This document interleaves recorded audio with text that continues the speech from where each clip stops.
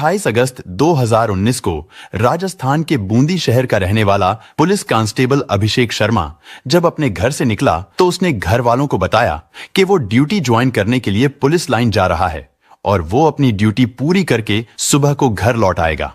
धीरे धीरे रात गुजर गई और दिन निकल आया, लेकिन अभिषेक ड्यूटी से वापस घर लौटकर नहीं आया। घर वालों को उसका इंतजार करते करते सुबह से शाम हो गई, मगर अभिषेक वापस लौटकर नहीं आया। वक्त गुजरता जा रहा था और घर वालों की चिंता बढ़ती ही जा रही थी। लेकिन जब परेशान हाल घर वालों ने अभिषेक के मोबाइल पर फोन किया तो उसका फोन भी लगातार बंद आ रहा था। चूंकि अभिषेक बूंदी पुलिस लाइन में ड्यूटी पर था तो उसके फोन का यूं बंद हो जाना और फिर दोबारा ऑन ना होना घर वालों को फिक्र में डालने लगा था। जिसके बाद उन्होंने अभिषेक के दोस्तों और रिश्तेदारों को भी फोन किया। अभी ये सारी चीजें चल ही रही थीं, तभी अचानक पुलिस लाइन से अभिषेक के एक दोस्त का फोन आया। उसने अभिषेक के घर वालों को बताया कि वो तो उस रात ड्यूटी पर आया ही नहीं था। ये बात सुनकर घर वालों के होश उड़ गए, क्योंकि अभिषेक तो घर वालों को यही कहकर निकला था कि वो ड्यूटी ज्वाइन करने के लिए पुलिस लाइन जा रहा है। इसके बाद घर वालों ने उसे ढूंढने के लिए अपने तमाम रिश्तेदारों और जानने वालों को लगा दिया, लेकिन अभिषेक का कुछ भी पता नहीं चला। आखिरकार थक हार कर घर वालों ने बूंदी पुलिस स्टेशन में अभिषेक की गुमशुदगी की रिपोर्ट दर्ज करा दी। क्योंकि अभिषेक खुद भी पुलिस डिपार्टमेंट से ही था, इसलिए घर वालों के साथ साथ अब पुलिस डिपार्टमेंट में अभिषेक के दोस्त भी उसे तलाश करने की कोशिश कर रहे थे। लेकिन बूंदी पुलिस के लिए अभिषेक की गुमशुदगी किसी चुनौती से कम नहीं थी। उसे गायब हुए 1 हफ्ते से ज्यादा बीत चुका था, मगर अभी तक उसके बारे में कोई भी सुराग नहीं मिला था। जांच आगे बढ़ी तो पता चला कि उस रात भले ही अभिषेक पुलिस लाइन नहीं पहुंचा था, मगर उस रात 12:30 बजे तक उसका फोन एक्टिव था। लेकिन उसके बाद अभिषेक का फोन स्विच ऑफ हो गया था, जो फिर दोबारा ऑन नहीं हुआ। और अब पुलिस के सामने आखिरी रास्ता यही था कि अभिषेक की लास्ट लोकेशन का पता लगाया जाए, ताकि ये मालूम हो सके कि अगर अभिषेक ड्यूटी पर नहीं गया तो फिर गया तो गया कहां। और जब पुलिस ने उसकी कॉल डिटेल का रिकॉर्ड निकाला तो इस मामले में पुलिस को एक और नया एंगल नजर आया। दरअसल कॉल डिटेल से पुलिस को पता चला कि अभिषेक उस रात अपनी बाइक से बूंदी पुलिस लाइन आने के बजाय अपने घर से 136 किलोमीटर दूर सवाई माधोपुर गया था। उसकी लास्ट लोकेशन भी उसी कस्बे में थी, और वो भी किसी भीड़ भाड़ या रिहायशी इलाके में नहीं, बल्कि विजयगढ़ किले में थी। और इस आखिरी लोकेशन का समय भी रात 12:30 बजे के आसपास का ही था। यानी जब उसका मोबाइल स्विच ऑफ हुआ था तब अभिषेक इसी विजयगढ़ के किले में था। उसके मोबाइल की लास्ट लोकेशन सामने आने के बाद पुलिस ने फिर से उसके घर वालों से बात करके ये जानने की कोशिश की कि आखिर उसका विजयगढ़ या सवाई माधोपुर से क्या रिश्ता है। क्या वहां अभिषेक का कोई दोस्त या कोई रिश्तेदार रहता है? पूछताछ के दौरान अभिषेक की मां ने पुलिस को बताया कि अभिषेक की शादी इसी सवाई माधोपुर के जरवाड़ा गांव की रहने वाली दिव्या से हुई थी। इससे पुलिस को लगा कि कहीं अभिषेक उस रात अपने ससुराल वालों से मिलने तो नहीं गया था, क्योंकि घर वालों के मुताबिक अभिषेक और दिव्या के रिश्ते उन दिनों कुछ ठीक नहीं चल रहे थे। इसलिए अब पुलिस ने अभिषेक की गुमशुदगी की आपसी झगड़े के एंगल से जांच करनी शुरू कर दी।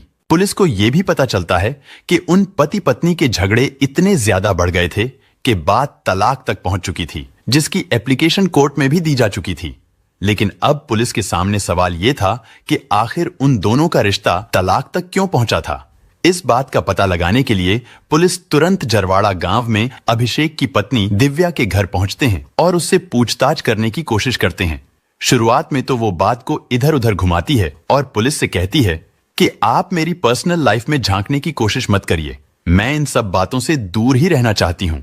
क्योंकि अभिषेक की आखिरी लोकेशन दिव्या के मायके वालों के आसपास ही पाई गई थी, तो अब ऐसे में अगर पुलिस को किसी पर शक था तो वो अभिषेक की पत्नी दिव्या ही थी। और जब पुलिस दिव्या से बार बार पूछती है तो आखिरकार दिव्या पुलिस को बताती है कि इस घटना से 1 साल पहले यानी 2018 में जुलाई के महीने में दिव्या की ममेरी बहन यानी अभिषेक की साली श्यामा शर्मा, जिसकी उम्र उस समय लगभग 16 साल के आसपास थी, वो छुट्टियां बिताने के लिए उसके ससुराल आई हुई थी। श्यामा अपनी बहन दिव्या के ससुराल में करीब 20-25 दिनों तक रहती है। उसी दौरान श्यामा को अपनी बहन दिव्या के पति अभिषेक से प्यार हो जाता है। वो दोनों छुप छुप कर मिलने लगे। लेकिन फिर अचानक एक दिन दिव्या ने अपने पति और अपनी बहन श्यामा को संबंध बनाते हुए देख लिया था। तब उसे पहली बार पता चलता है कि उसकी बहन श्यामा जो उसके घर पर घूमने के लिए आई थी, असल में तो वो उसके पति के साथ रिलेशन में थी। यानी श्यामा के अपने जीजा अभिषेक के साथ अवैध संबंध थे।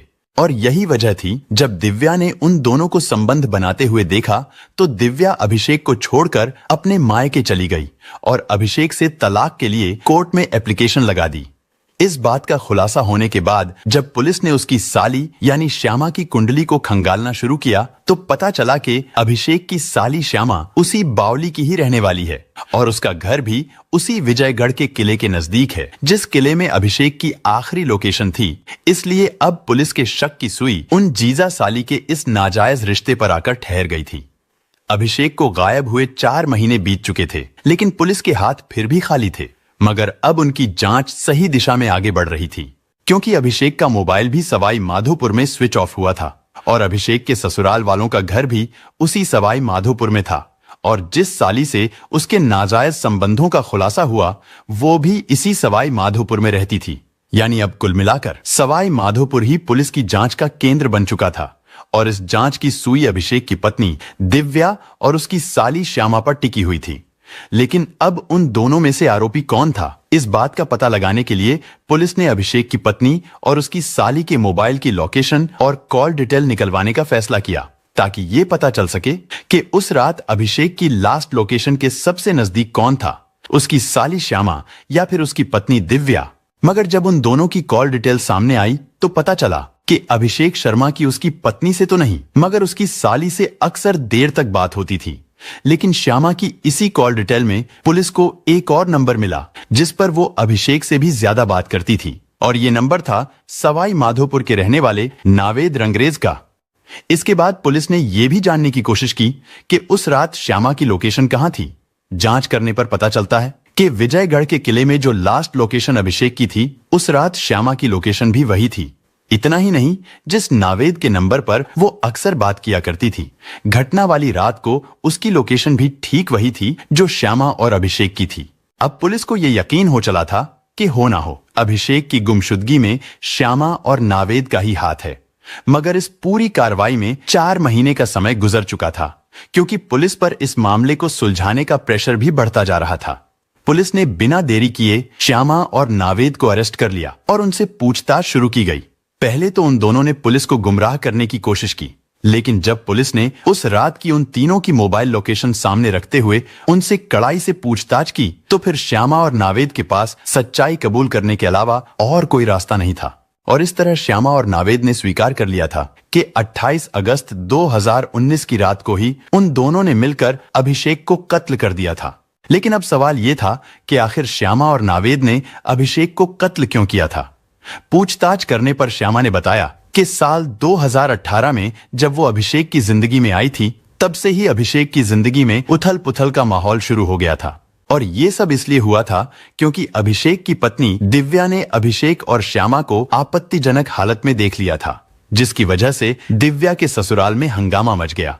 माहौल बिगड़ता देख श्यामा अपने घर सवाई माधोपुर आ गई, लेकिन फिर कभी भी अभिषेक और दिव्या के रिश्ते सामान्य नहीं हो पाए और बात तलाक तक पहुंच गई थी। इसके बाद पुलिस ने श्यामा से पूछा कि जब वो अपने जीजा से इतना प्यार करती थी तो फिर उसने उसका कत्ल क्यों किया था। वैसे श्यामा की इन तस्वीरों और वीडियो को देखकर ही अंदाजा लगाया जा सकता है कि वो एक आजाद ख्याल लड़की थी जिसने ना सिर्फ अपने जीजा का घर बर्बाद कर दिया बल्कि उसे कत्ल भी कर दिया था। श्यामा ने आगे बताया कि जब वो अभिषेक के साथ रिलेशन में थी उसी दौरान उसकी दोस्ती नावेद से भी हो गई थी। वो और नावेद एक दूसरे से प्यार करने लगे थे। अब वो अभिषेक को छोड़कर नावेद के साथ ही रहना चाहती थी। असल में श्यामा नावेद के साथ शादी करना चाहती थी, लेकिन दूसरी तरफ अभिषेक दोहरी मुसीबत में फंसा हुआ था। एक तरफ तो श्यामा के कारण उसकी पत्नी दिव्या उसे छोड़कर चली गई थी और अब श्यामा भी उससे पीछा छुड़ाना चाह रही थी, लेकिन उसने श्यामा से अलग होने से इनकार कर दिया था। इसके बाद श्यामा ने सोचा कि अगर उसे नावेद के साथ रहना है तो अभिषेक को रास्ते से हटाना होगा। इसके लिए उन दोनों ने मिलकर एक खौफनाक प्लान बनाया। 28 अगस्त 2019 को अपने जन्मदिन पर श्यामा ने अभिषेक को फोन किया और उसे मिलने के लिए बुलाया।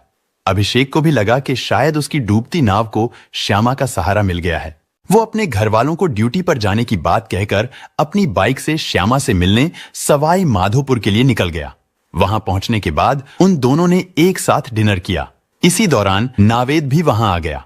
श्यामा ने बड़े ही दोस्ताना अंदाज में नावेद से अभिषेक का परिचय कराया। फिर तीनों ने यह तय किया कि वो रात के अंधेरे में ही घूमने के लिए विजयगढ़ के किले जाएंगे। लेकिन अभिषेक को इस बात का बिल्कुल भी अंदाजा नहीं था कि वो अपनी साली के जाल में फंस चुका है। खैर, वो लोग दो अलग अलग बाइकों पर सवार होकर विजयगढ़ के किले पहुंचे। किले के अंदर जाते ही प्लान के अनुसार नावेद ने लोहे की रॉड से अभिषेक के सिर पर पीछे से वार किया। अभिषेक वहीं बेहोश होकर गिर पड़ा। इसके बाद नावेद और श्यामा ने उस पर कई वार किए, जिसकी वजह से अभिषेक की मौत हो गई। लेकिन अब सवाल यह था कि आखिर अभिषेक की लाश कहां थी?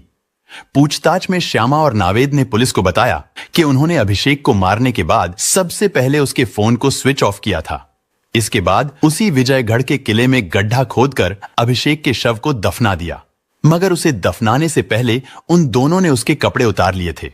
फिर उन कपड़ों को भी उन्होंने एक सुनसान जगह पर फेंक दिया था और जिस बाइक से अभिषेक सवाई माधोपुर में श्यामा से मिलने आया था, उसे भी काफी दूर ले जाकर उन्होंने एक कुएं में फेंक दिया था। इसके बाद श्यामा और नावेद की निशानदेही पर पुलिस ने विजयगढ़ के किले से खुदाई करके कांस्टेबल अभिषेक की लाश निकाली। लेकिन ये लाश पुलिस को पूरे 110 दिन बाद मिली थी। इसलिए अभिषेक की लाश कंकाल में तब्दील हो चुकी थी, जिसे देखकर यह अंदाजा लगाना भी मुश्किल था कि यह अभिषेक की ही लाश है। लेकिन उस कंकाल के पोस्टमार्टम के बाद साफ हो गया था कि मरने वाला कोई और नहीं बल्कि राजस्थान पुलिस का कांस्टेबल अभिषेक शर्मा ही है। साथ ही पुलिस ने अभिषेक के कपड़े और उसकी बाइक भी एक कुएं से बरामद कर ली थी। हालांकि कातिलों ने तो कत्ल के सारे सबूत मिटाने की पूरी कोशिश की थी, लेकिन कहते हैं कि कातिल चाहे कितना भी शातिर क्यों ना हो, लेकिन कोई ना कोई सबूत छोड़ ही जाता है। श्यामा और नावेद के साथ भी यही हुआ। उनके मोबाइल की लोकेशन ने उनकी साजिश का खुलासा कर दिया था। लेकिन गिरफ्तारी के कुछ महीने बाद ही नावेद और श्यामा दोनों जमानत पर जेल से बाहर आ गए थे। हालांकि ये मामला कोर्ट में चलता रहा।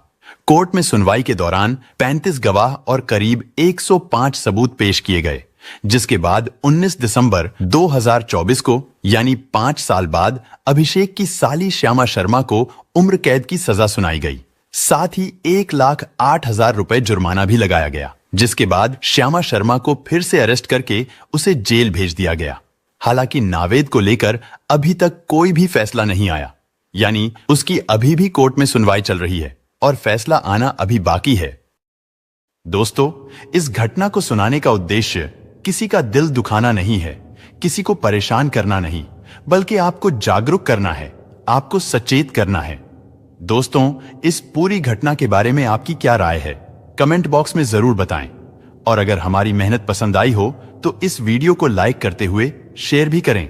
अगर आपने अब तक चैनल को सब्सक्राइब नहीं किया है तो हमारे चैनल को सब्सक्राइब कर लीजिए। धन्यवाद।